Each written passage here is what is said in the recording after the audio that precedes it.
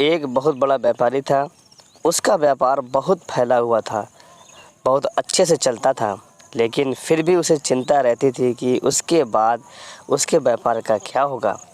उसका बच्चा उस व्यापार को अच्छे से संभाल पाएगा या नहीं। हालांकि उसके बेटे ने उससे कई बार कहा कि मुझे भी व्यापार करने दीजिए, मुझे व्यापार करना आ गया है, मैं सीख चुका हूँ। लेकिन व्यापारी पता नहीं क्यों उसे कभी मौका देता नहीं था। कुछ दिन बीते और एक दिन व्यापारी की तबीयत अचानक ख़राब हो गई। उसके दिल का दौरा पड़ा, उसे आईसीयू में भर्ती करवाया गया। व्यापारी का बेटा उसके दोस्त के साथ अपने पिता को मिलने आया। थोड़ी देर अपने पिता के पास बैठने के बाद बेटा और उसका दोस्त आईसीयू से बाहर आए। बाहर एक आइसक्रीम की दुकान देखकर व्यापारी का बेटा बोला, चलो आइसक्रीम खाते हैं। उसके दोस्त को ये जानकर बड़ा आश्चर्य हुआ कि बाप आईसीयू में है, बिजनेस का क्या होगा पता नहीं, और उसका दोस्त ऐसी सिचुएशन में भी इतना बेफिक्र कैसे रह सकता है।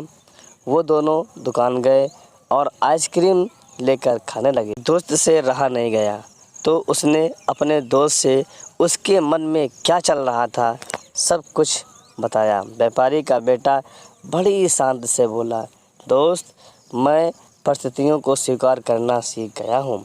मैं श्री कृष्ण का बड़ा भक्त हूँ, इसलिए उनके बताए रास्ते पर चलता हूँ। पहला रास्ता ही कर्म करो और फल के बारे में मत सोचो।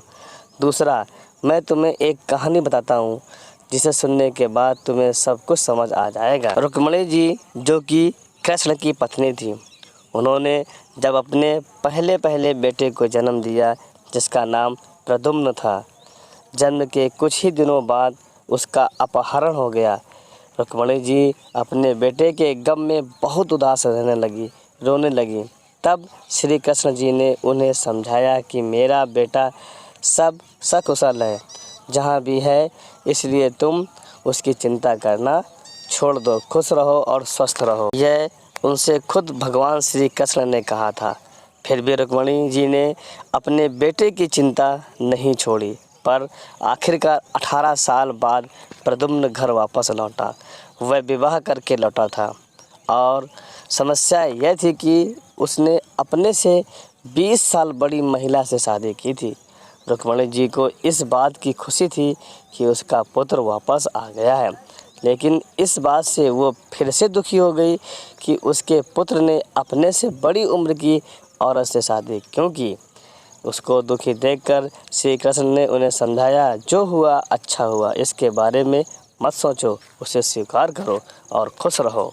बावजूद उसके कि भगवान ने फिर से उन्हें समझाया, रुक्मिणी जी को इस बात को स्वीकार करने में 8 वर्ष लग गए। इस तरह से रुक्मिणी जी ने अपने जीवन के 26 साल दुख में बिता दिए।